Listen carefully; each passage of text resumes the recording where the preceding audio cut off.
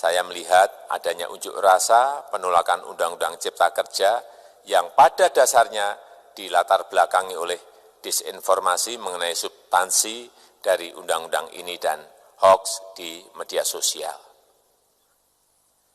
Saya ambil contoh, ada informasi yang menyebut tentang penghapusan UMP, upah minimum provinsi, UMK, upah minimum kota kabupaten, UMSP, upah minimum sektoral provinsi. Hal ini tidak benar, karena faktanya upah minimum regional, UMR, tetap ada. Ada juga yang menyebutkan bahwa upah minimum dihitung per jam. Ini juga tidak benar. Tidak ada perubahan dengan sistem yang sekarang. Upah bisa dihitung berdasarkan waktu dan berdasarkan hasil. Kemudian adanya kabar yang menyebutkan bahwa semua cuti sakit, cuti kawinan, cuti khitanan, cuti baptis, cuti kematian, cuti melahirkan, dihapuskan. Dan tidak ada kompensasinya. Saya tegaskan juga ini tidak benar. Hak cuti tetap ada dan dijamin. Kemudian apakah perusahaan bisa mem-PHK kapanpun secara sepihak? Ini juga tidak benar. Yang benar, perusahaan tidak bisa mem-PHK secara sepihak. Kemudian juga pertanyaan mengenai benarkah jaminan sosial dan kesejahteraan lainnya hilang.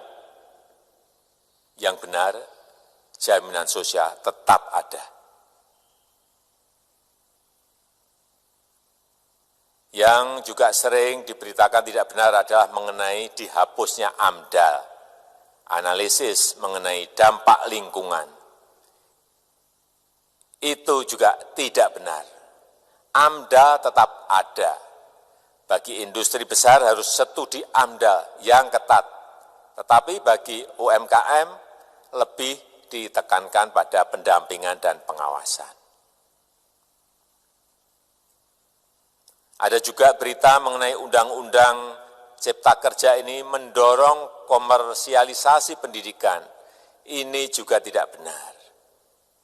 Karena yang diatur hanyalah pendidikan formal di kawasan ekonomi khusus, di KEK. Sedangkan perizinan pendidikan tidak diatur di dalam Undang-Undang Cipta Kerja ini. Apalagi perizinan untuk pendidikan di pondok pesantren. Itu tidak diatur sama sekali dalam Undang-Undang Cipta Kerja ini. Dan aturannya yang selama ini ada tetap berlaku. Kemudian diberitakan bahwa keberadaan bank tanah. Bank tanah ini diperlukan untuk menjamin kepentingan umum, kepentingan sosial, kepentingan pembangunan nasional, pemerataan ekonomi, dan konsolidasi lahan serta reforma agraria. Ini sangat penting untuk menjamin akses masyarakat terhadap kepemilikan tanah, kepemilikan lahan. Dan kita selama ini tidak memiliki bank tanah. Saya tegaskan juga bahwa Undang-Undang Cipta Kerja ini tidak melakukan resentralisasi kewenangan dari pemerintah daerah ke pemerintah pusat. Tidak ada.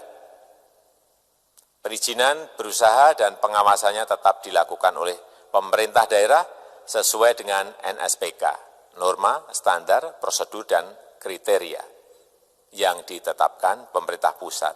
Ini agar dapat tercipta standar pelayanan yang baik di seluruh daerah dan penetapan NSPK ini dapat nanti akan diatur di dalam PP atau peraturan pemerintah.